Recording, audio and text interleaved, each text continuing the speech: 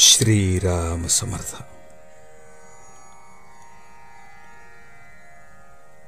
देहबुद्धीचा त्याग करावा.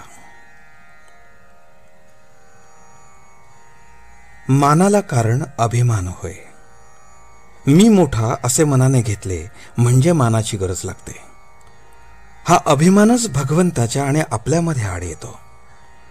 हा अभिमान घालवायला गुरु आज्ञेत राहणे, त्यांना शरण जाणे आणि त्यांनी सांगितलेले साधने करणे हे उपाय आहेत. पण ही साधने निरभिमानाने झाली पाहिजेत. हा अभिमान फार सूक्ष्म असतो. मी गुरु आज्ञेत राहतो, त्यांनी सांगितलेली साधने करतो, आता माझा अभिमान गेला, हे म्हणणे सुद्धा अभिमानाचेच बोलणे होय. खरे पाहता अभिमान बाळगण्यासारखे आपल्याजवळ आहे तरी काय?